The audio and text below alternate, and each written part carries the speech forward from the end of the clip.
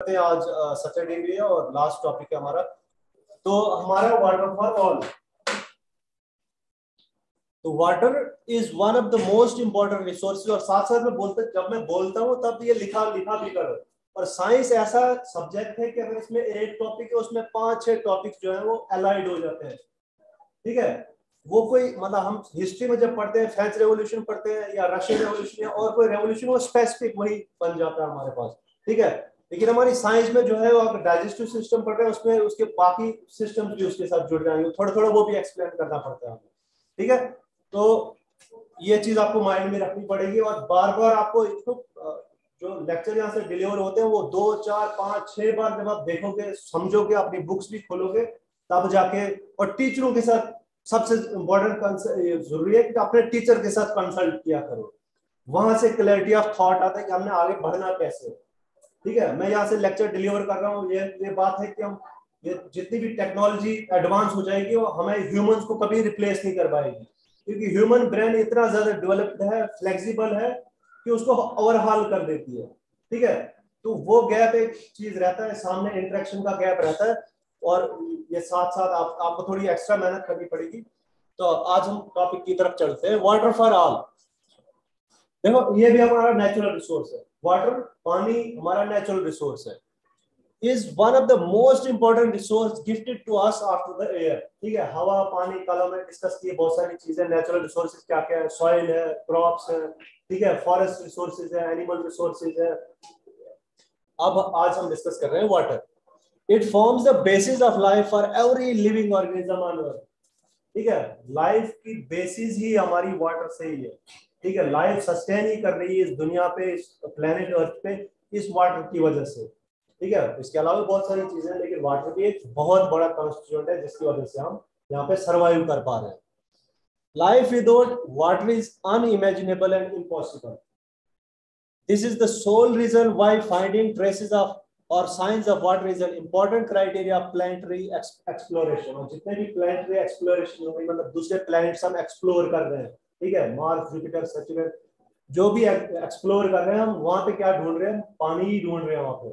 ठीक है, बहुत सारे एक्सप्लोरेशन हमारे मून पे गए, वो क्या ढूंढ रहे हैं, पानी। जहाँ पे पानी होगा वो बोल रहे हैं वहां पे लाइफ होगी ही होगी। ये बोला जाता है कि अगर पानी जिस जहाँ पे अवेलेबल होगा वहां पे लाइफ सस्टेन होती ही होती है।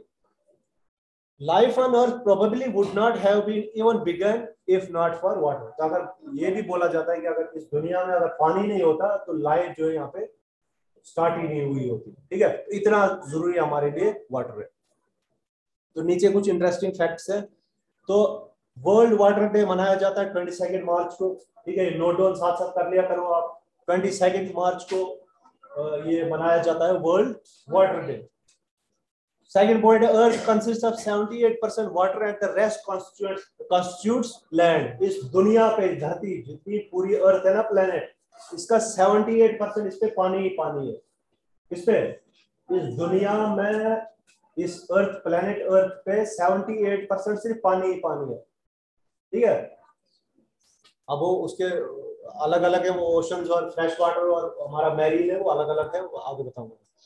और नेक्स्ट पॉइंट क्या है, 60% of your body is made up of water. और हमारा जो बॉडी जो मेकअप है हमारा 60% इसका जो सेल्स का मेकअप है हमारा वाटर, वाटर ऐसे कॉन्स्टिट्यूएंट है इसका। ठीक है, ऑन एवरेज, एवरेज में, ठीक है, किसी में ज्यादा भी हो सकता है कम भी थोड़ा हो सकता है, एवरेज में हमारा 60% ऑफ हमारा जो सेलुलर कंटेंट है वो क्या है, फ्लूइड है, वाटर है। Next point, 97% of water on earth is salt water. अब ये जो अवेलेबल है 78% हमारे पास इस जमीन पे क्या है, पानी ही पानी है। उसमें बोला मैंने आपके पास क्या क्या है, आप हमारे पास नमकीन पानी है इन द फॉर्म ऑफ हमारे पास सीज और ओशंस, और फिर हमारे पास क्या है, फ्रेश वाटर है जो हम यूज कर सकते हैं क्रॉप फील्ड्स में और अपने होम अपने हाउस होल्ड्स के लिए। अच्छा, इसमें क्या है, 97% of the water on earth is salt water. अब जितना भी पानी इस दुनिया में है उसका 97%, 97%, इमेजिन कर सकते हो, 100 में से 97% सॉल्ट वाटर है जो हम यूज नहीं कर सकते हैं डायरेक्टली, जो हमारे क्रॉप फील्ड्स में यूज नहीं कर सकते, हम यूज नहीं कर सकते पीने के लिए या किसी भी चीज के लिए। कितना परसेंट है, 97%। इस दुनिया में जितना भी पानी है 97% क्या है, साल्ट वाटर है। ठीक है, अब पीछे बचा हमारे पास कितना, 3%। वो मैं इस स्लाइड में जो राइट साइड मैंने इसके साथ अटैच की वो उसमें बताऊंगा 3% वो क्या है। अब नेक्स्ट पॉइंट इसमें क्या है, 0.01% of water available is fresh water, drinkable, portable. Portable means हम पोर्ट कर सकते हैं एक जगह पीने से वाला, पीने वाला पानी। ठीक है, चाहे क्रॉप फील्ड्स के लिए, चाहे एनिमल्स के लिए, चाहे अपने यूज के लिए। ठीक है, कितना परसेंट है, 0.01% टोटल। कितना होता है, बिल्कुल कितना माइन्यूट है। ठीक है, वो क्या है, वो अवेलेबल है हमारे पास फ्रेश वाटर सोर्सेज, सामने बताऊंगा मैं। ठीक है, अब आ जाओ राइट वाली साइड पे आ जाओ। देखो जितना भी है सामने नीचे देखो, ओशंस में 97% है हमारा, ओशंस में 97% हमारे पास वाटर है। वो कौन सा वाटर है, लेकिन साल्टी वाटर हम यूज नहीं कर सकते हैं, अपने क्रॉप फील्ड्स में यूज नहीं कर सकते हैं, कई इंडस्ट्री फैक्ट्रीज में यूज नहीं कर सकते, उसको किसी मैन्युफैक्चरिंग यूनिट में यूज नहीं कर सकते। ठीक है, बहुत ज्यादा प्रोसेसिंग वगैरह कर सकते हैं, उसके बाद उसको यूज कर सकते हैं। ठीक है, लेकिन डायरेक्टली हम यूज नहीं कर सकते हैं उसको। समझ आ रही है। पीछे बचा हमारे पास फ्रेश वाटर कितना है, 3%। नीचे स्लाइड में देखो राइट साइड नीचे, ओशन 97% और फ्रेश वाटर कितना है, 3%। अब इसका 3% ही देखो ऊपर के लिए ग्लास में, जो ग्लास है, ये ग्लास इसका 3%, बाकी जो है 97% क्या है हमारा, साल्टी वाटर है। ठीक है, अब ये जो 3% है, अब इसका 70%, 3% का 70% वो क्या है, हमारा आइस कैप्स और ग्लेशियर्स में फंसा हुआ है, जो हमारा फ्रेश वाटर है। 97% आया हमारा साल्ट वाटर, 3% आया फ्रेश वाटर। उस फ्रेश वाटर जो 3% हमारे पास बचा, 3 बचे हमारे पास, उसका 70% आया हमारे पास ग्लेशियर और आइस कैप्स में। ठीक है, फंसा हुआ सॉलिड फॉर्म में, सॉलिड फॉर्म में। और फिर अब आया हमारे पास 29% क्या है हमारे पास, ग्राउंड वाटर है, ग्राउंड वाटर जो जमीन के अंदर है। ठीक है, और फिर एसेसिबल फ्रेश वाटर आया हमारे पास 1%। ठीक है, इस 3% का 1% आया हमारे पास एसेसिबल, जो हमारे पास फ्रेश वाटर है। ठीक है, जो हमें चश्मों की फार्म में, ठीक है, या नदी नाले हमारे साथ साथ बह रहे होते हैं। ठीक है, ये सारी चीजें आती हैं। कितना ज्यादा समझ आ गई क्या, 97% आया हमारे पास साल्ट वाटर, 3% आया हमारे पास फ्रेश वाटर। और उसमें भी कितना कम है हमारे पास अवेलेबल रिसोर्स, कितना कम है हमारे डायरेक्ट यूज के लिए। अच्छा, अब इसकी इंपॉर्टेंस क्या है हमारे पास, वाटर की इंपॉर्टेंस क्या है, वाटर क्यों इतना ज्यादा जरूरी है, हम क्यों डेली ये प्रोग्राम करते रहते हैं। परसों हमारा कैच द रेन प्रोग्राम चल रहा था हमारा। ठीक है, क्यों नेशनल लेवल के प्रोग्राम चल रहे हैं, इंटरनेशनल लेवल के प्रोग्राम भी हमारे पास चलते हैं। ठीक है, ये क्यों चलते हैं, इतना ज्यादा जरूरी क्यों है, इतना स्ट्रेस क्यों देते हैं हम पानी पे। Scientist theorise that the life originated from water. अभी साइंटिस्ट जो है वो थ्योराइज करते हैं कि हमारी लाइफ जो स्टार्ट हुई है वो पानी से ही हमारी लाइफ स्टार्ट हुई है। Hence, nearly all organisms need water to exist and survive. इसलिए जितने भी plants, animals, bird, fishes, जितने भी living organisms हैं, उनको पानी जो है वो चाहिए ही चाहिए होता है अपनी सर्वाइवल के लिए। अपनी सर्वाइवल के लिए उनको पानी चाहिए होता है। Water also forms the base for all living organisms. ठीक है, और यहीं से हमारी लाइफ स्टार्ट होती है। जितनी भी लिविंग ऑर्गेनिजम्स की बेस लाइफ स्टार्ट होती है वो हमारी पानी पे ही सर्वाइवल है। As much water is lost from our bodies, the same or more needs to be replenished. अब हमारी बॉडी से जितना ज्यादा पानी निकल रहा है, ठीक है, उसको हमने वापस रिकवर भी करना है ताकि हम हाइड्रेट रहें। Hydration, properly hydration. ठीक है, जो कभी डायरिया, लूज मोशन लग जाते हैं हमारे, 2-4 लूज मोशन लग जाते हैं, हमें बॉडी हिल जाती है हमारी पूरी। उससे होता क्या, हमारी बॉडी से जो होता है मैक्सिमम पानी और न्यूट्रिएंट्स होते हैं लॉस हो जाता है। डॉक्टर क्या रिकमेंड करते हैं, ORS लो, जितना आप पानी ले सकते हो उतना लो। ठीक है, बहुत ज्यादा जब खराब हो जाती है हालत तब वो ड्रिप लगाते हैं, डायरेक्ट इंजेक्ट करते हैं। पानी होता है ग्लूकोज, ठीक है, लिक्विड ग्लूकोज जो इंजेक्ट करते हैं बॉडी में, समझाइए, वो पानी के लॉस को रिकवर कर रहे होते हैं। इसका मतलब हमारा कितना ज्यादा जरूरी है हमारे बॉडी के लिए, समझाइए। Water is used in everyday life, everyday life के लिए जरूरत, बाथिंग, जो हम कपड़े धोते हैं, घर की सफाई के लिए, ठीक है, drinking, farming, construction, agriculture, industry, hospitals. ठीक है, ये सारी चीजें क्या है हमारे पास, ये डेली यूज में लगने वाली चीज, जहाँ से हमें पानी लगता है हमें। Water boost metabolism, helps in blood circulation, blood circulation हमारा हमारा ब्लड सर्कुलेट कर रहा है, ठीक है। क्या कॉन्स्टिट्यूएंट मैन है उसका, पानी, पानी कॉन्स्टिट्यूएंट है हमारा, ठीक है।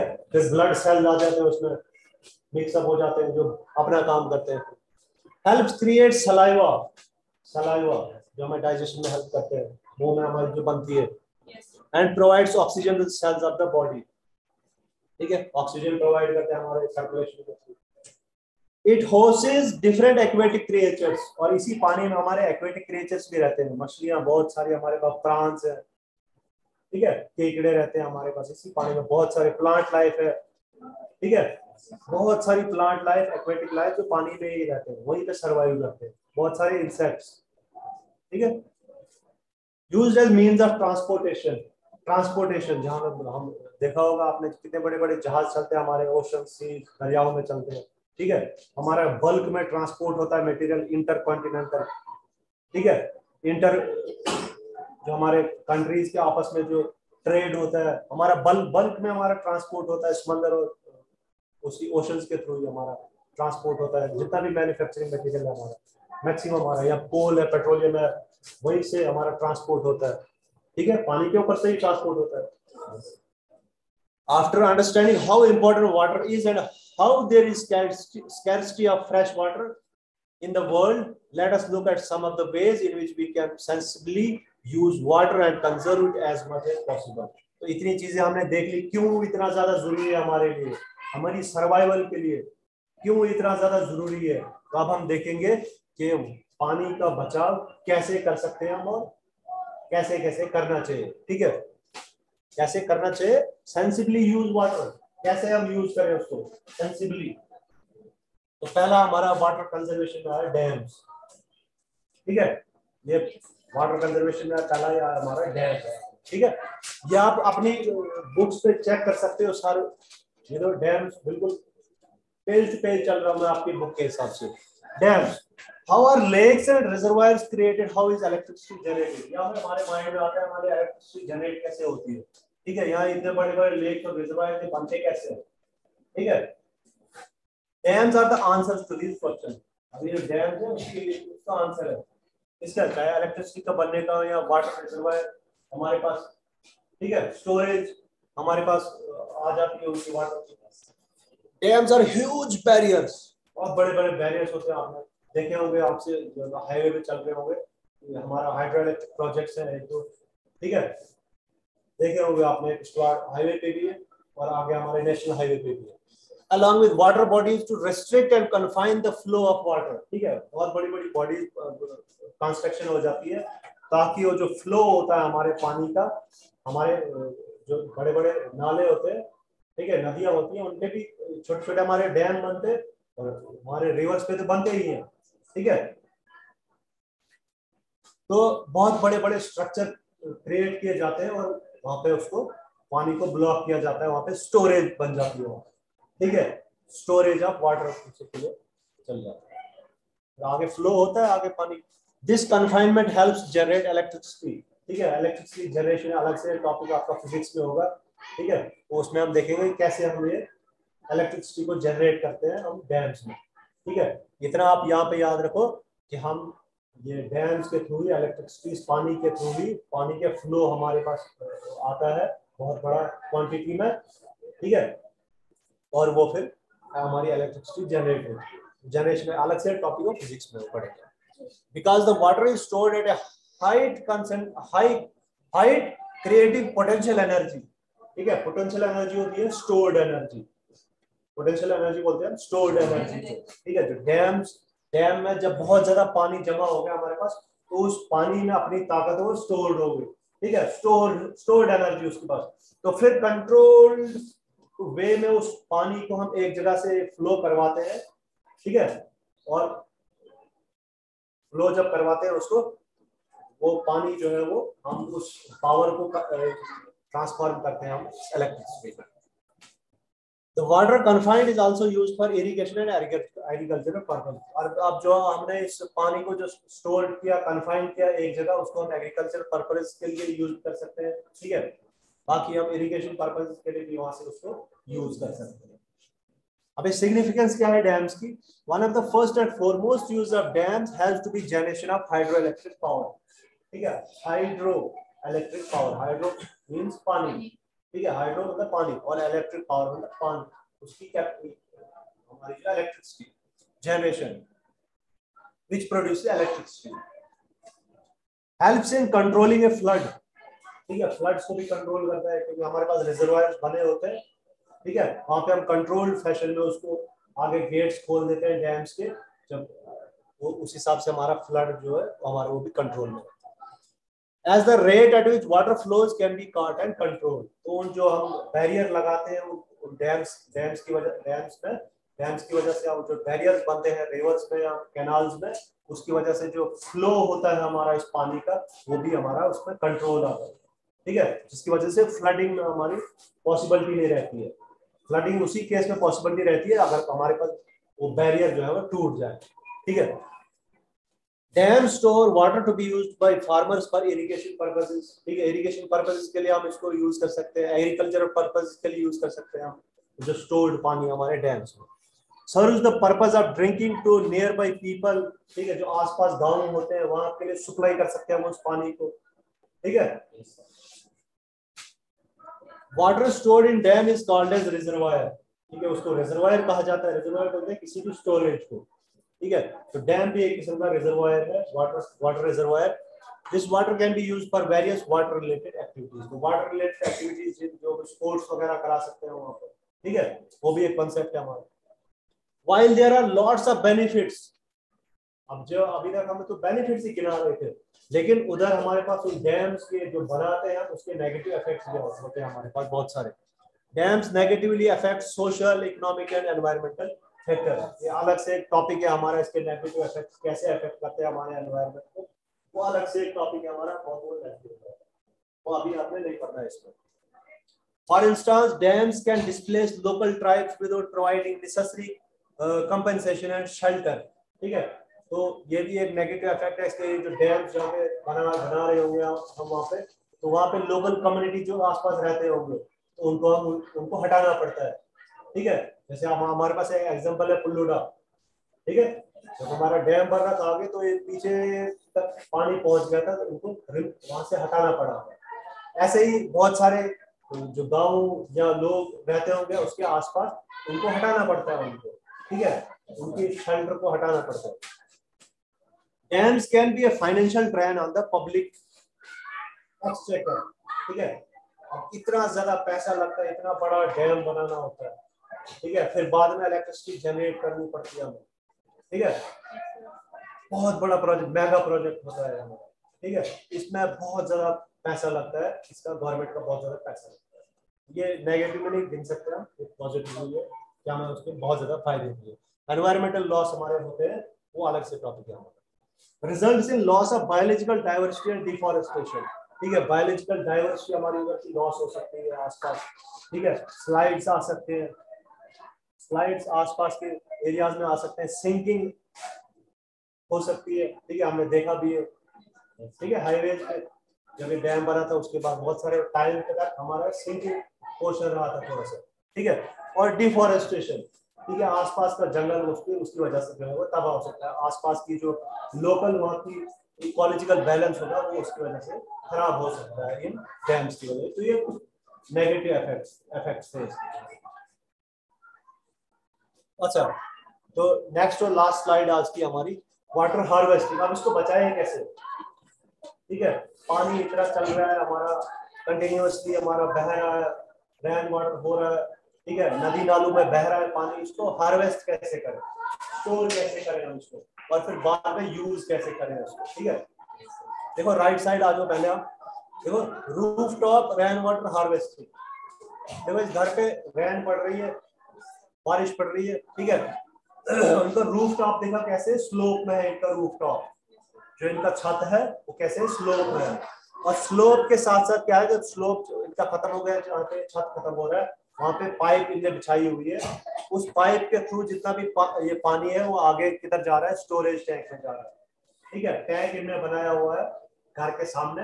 परसों में कैच द रेन में आपने सुना होगा कि कैसे हम स्टोरेज टैंक बड़े बड़े इंस्टीट्यूशन होते हैं, हॉस्पिटल होते हैं, ठीक है, या कोई भी इंस्टीट्यूशन होते हैं, गवर्नमेंट इंस्टीट्यूशन या प्राइवेट इंस्टीट्यूशन, वो ये काम कर सकते हैं, ठीक है। हम अपने घरों के लेवल तक भी कर सकते हैं। अब ये इन्होंने क्या किया है, स्टोरेज टैंक बनाया, बहुत बड़ा स्टोरेज टैंक बनाया, ठीक है, उसके साथ पंप भी एक रखा, फिल्टर बेड का साथ में रखा, ठीक है, तो हाईटेक रखा है इन्होंने। अब ये जो ओवरफ्लो है, ओवरफ्लो अब जब ये स्टोरेज टैंक भी हमारा ओवरफ्लो हो गया, ठीक है, ये भी भर गया हमारा, जब बहुत ज्यादा बारिश पड़ी ये भी ओवरफ्लो हो गया, तो उसको हमने फिर से आगे जमीन में जो हमारा जमीन को उसको दे दिया, ताकि वो हमारी जमीन जो भी वो भी हो रिचार्ज हो जाए पानी से, ग्राउंड वाटर जो है रिचार्ज हो जाए, रिचार्ज मतलब और ज्यादा उसमें पानी आ जाए, ठीक है, वो होल्ड अप करे जमीन में, ताकि हम बाकी वो फिर ट्यूबवेल्स, ठीक है, या हैंड पंप्स के थ्रू उसको फिर निकाल सके वहां से, ठीक है। अच्छा, अब ये जो स्टोरेज टैंक है, स्टोरेज टैंक देखो ऊपर, हम गार्डनिंग के लिए हम उस पानी को यूज कर सकते हैं, जरूरी नहीं पीने के लिए हम वो सारा पानी यूज कर सकते हैं, अगर प्रॉपर है तो हम यूज कर सकते हैं, ठीक है, बहुत सारे हमने फिल्टर्स लगाए हुए हैं, ठीक है, प्रॉपर यूजेज है तो हम उसको पीने के लिए भी यूज कर सकते हैं, लेकिन हम ज्यादा किसके लिए यूज कर सकते हैं, गार्डनिंग के लिए यूज कर सकते हैं, सामने हमने घरों के सामने क्रॉप फील्ड लगाया हुआ है उसके लिए यूज कर सकते हैं, ठीक है, टॉयलेट फ्लशिंग, वॉशरूम्स में यूज कर सकते हैं उसको, ठीक है, कार वॉशिंग, ठीक है, घर में हम कपड़े धोते हैं, कार गाड़ियां धोते हैं, उसके लिए यूज कर सकते हैं वो वाला पानी हम, ठीक है, तो ये सारी चीजें देखो कितना ज्यादा है हमारे पास, स्टोरेज है कि हमारे पास घर पे ही हो सकता है, ठीक है, घर पे बना सकते हैं, घर पे ही हम उसका यूजेज भी कर सकते हैं, कभी कभी अगर ड्रॉट पड़ जाए उस केस में हम यूज कर सकते हैं, आज तो हमें डेली यहाँ पे बारिश पड़ रही है, हमें जरूरत ही नहीं महसूस हो रही है, ठीक है, हमें ऐसा फील ही नहीं हो रहा है कि यार ये क्यों जरूरी है, लेकिन ये बहुत ज्यादा एसेंशियल पार्ट है हमारे वाटर हार्वेस्टिंग के। अच्छा, वाटर हार्वेस्टिंग होती क्या, आप आ जाओ इस पे, लेफ्ट साइड आ जाओ स्लाइड पे। Water harvesting is the practice of collecting, अभी वाटर हार्वेस्टिंग होती क्या है, practice of collecting rain water और run off excess water for various household purposes. अभी जो पानी गिरता है, हमें बारिश गिरती है हमारी, उसको हम कलेक्ट करते हैं, स्टोर करते हैं टैंक में, और बाद में हम अपने हाउस होल्ड यूजेस के लिए उसको यूज कर सकते हैं, उसको बोला जाता है water harvesting. Care is taken to make sure that the water is pollutant free, ठीक है, पोल्यूटेंट फ्री रखने के लिए हम फिल्टर्स वगैरह यूज कर सकते हैं उसको, ठीक है, 2-4 छानियां डाल सकते हैं बीच में, बाद में फिल्टर और ज्यादा हम उसको पोल्यूटेंट फ्री कर सकते हैं। At any given time, pollutants could be from the air, water, soil, etc. ठीक है, अभी इसमें जो pollutants मिक्स हो सकते हैं वो हमारा मिट्टी भी हो सकती है, हमारे केमिकल जो हमारे हवा में प्रेजेंट हो वो भी उसमें मिक्स हो सकते हैं, ठीक है। Water for this can be obtained from various resources such as excess water from rooftops, ठीक है, जो छतों पे पानी गिर रहा होगा हमें वो हम उसको कलेक्ट कर सकते हैं, सीजनल फ्लड स्ट्रीम्स, ठीक है, जो सीजनल फ्लड्स आते हैं हमारे किसी स्ट्रीम में, नदी नालों में, हमारी तो कंटिन्यूस रहती है हमारी, ठीक है, लेकिन बहुत सारे नदी नाले वो सीजनल होते हैं, बहुत ज्यादा बारिश पड़ी है एक सीजन में, पुराना फिर से ड्राई हो जाते हैं वो नदी नाले, ठीक है, उसको बोलते हैं सीजनल फ्लड स्ट्रीम्स। अच्छा, उसके बाद वाटरशेड मैनेजमेंट हमारा, ठीक है, ये तो हमारा गवर्नमेंट स्पॉन्सर्ड प्रोग्राम भी है वाटरशेड मैनेजमेंट, ठीक है, तो ये सारी चीजें हम किस लिए करते हैं, वाटर हार्वेस्टिंग के लिए, पानी के बचाव के लिए, ताकि हम उसको बाद में जब हमें पानी की जरूरत होगी उस टाइम हम उसको यूज कर पाए। अब इसके यूजेस क्या क्या है, यूजेस ऑफ वाटर हार्वेस्टिंग, ठीक है, water generally in these methods is not held up on the surface but beneath the ground, ठीक है, अब हमारा जो पानी है जो हम पानी जो हार्वेस्ट करते हैं, ठीक है, जो गिर रहा है ऊपर से, चाहे वो सीजनल हो या बारिश वाला पानी हो, रूफटॉप से आ रहा हो, वो हम जनरली हम किसमें, स्टोरेज टैंक या रिजर्वायर में स्टोर करके रखते हैं beneath the ground. Water can be purified and used for drinking purposes, तक हम इसको यूज कर सकते हैं अगर बहुत ज्यादा फिल्टर करके रखे हो, ठीक है, 2-4 फिल्ट्रेशन प्रोसेस करें हम घर पे भी, तो ये हमारा हम ड्रिंकिंग पर्पसेस के लिए इसको भी यूज कर सकते हैं। Use for daily house hold, जो भी हम घर के काम कर रहे होते हैं, साफ सफाई के लिए, बर्तन धोने के लिए, गाड़ियां धोने के लिए, क्रॉप फील्ड्स में डालने के लिए, ठीक है, वॉशरूम में यूज करने के लिए, तो ये हम उसको यूज कर सकते हैं इस वाले पानी को। Water stored is also supply to large scale industries, अभी मैंने पहले ही बोल दिया था आपको, जो इंडस्ट्रीज होती है, फैक्ट्रीज होती हैं, या गवर्नमेंट इदारे होते हैं बहुत बड़े बड़े, तो वो ये चीज ये काम अपने जहाँ पे बहुत ज्यादा मुलाजिम काम करते हैं उनके यहाँ, ठीक है, तो वहां पे वो ऐसी ऐसी चीज कर सकते हैं। हेल्प्स इंक्रीज बायोमास प्रोडक्शन, ठीक है, जब हमें क्रॉप फील्ड लगानी, क्रॉप फील्ड्स में यूज कर सकते हैं हम उनको, ठीक है, घरों के आसपास जो हमने खेत लगाए होते हैं छोटे मोटे, उसमें भी यूज कर सकते हैं, तो उसमें उसमें भी हमारे पास प्रोडक्शन अच्छा खासा। मिटिगेट्स ड्रॉट्स एंड फ्लड्स, ठीक है, ड्रॉट्स जब पड़ रहे होंगे हमारे एरिया में, तो ये वाला पानी हमें उसको उससे बचा सकता है। अब हमारे पास स्टोर्ड वाटर है, ठीक है, वो तो जाएगा नहीं कहीं, हमारे पास आगे ओवरफ्लो जो पानी था वो भी हमने ग्राउंड वाटर रिचार्ज कर दिया है, ठीक है, हमारे पास हैंड पंप भी हो सकता है घर में, ठीक है, वो वाला पानी फिर हम यूज कर सकते हैं अपनी इन चीजों के लिए, जब हमारा ग्राउंड भी रिचार्ज होगा फुल। रिचार्जेस वेल्स, ठीक है, जो हमारे पास ट्यूबवेल्स होते हैं या हैंड पंप्स होते हैं हमारे पास, उनको भी रिचार्ज करता है हमारा, करा सकते हैं उसके थ्रू। Provides moisture to the ground hence vegetation, ठीक है, ग्राउंड को अच्छी खासी मॉइस्चर प्रोवाइड करता है ताकि हमारे क्रॉप्स, ठीक है, जो है वो अच्छे खासे उनकी प्रोडक्शन हो। Water does not dry up evaporate, ठीक है, हमारे बीनीथ द ग्राउंड है, हमारे जमीन के अंदर है, तो वहां से वो इवेपोरेट नहीं होता है, ठीक है, वो खत्म नहीं होता। हम जमीन के ऊपर कोई स्टोरेज टैंक बनाएंगे, आहिस्ता आहिस्ता आहिस्ता आहिस्ता वो उड़ जाएगा गर्मी की वजह से, टेम्परेचर की वजह से, लेकिन बीनीथ द ग्राउंड होगा वो टेम्परेचर नॉर्मल रहेगा, वहां से जाएगा भी नहीं कहीं पानी हो, ठीक है। Chances of water being contaminated by animals and humans are nullified, तो जब हमारा beneath the ground storage tank होगा, रिजर्वायर होगा, तो वहां से उसकी कंटेमिनेशन की हमारे चांसेस भी बड़े कम रहते हैं कि जानवर उसको खराब कर दे या एनिमल उसको खराब कर दे, ठीक है, बड़े कम चांसेस रहते हैं। इस हिसाब से हमारा पानी भी वो साफ सुथरा रहता है और हम उसको हाउस होल्ड उसके लिए यूज कर सकते हैं। तो मुझे लगता है ये लास्ट स्लाइड थी हमारी, तो मैं फिर से पहली स्लाइड से, अगर किसी ने नहीं लिखा होगा तो वो नोट डाउन कर लो, मैं पहली स्लाइड से लिखता हूँ, अभी 5 मिनट हमारे पास, ये नोट डाउन कर लो तब तक। आज का टॉपिक हमारा समाप्त होता है, मैं एक एक स्लाइड एक एक मिनट के बाद आगे आगे करता चलूंगा। Thank you.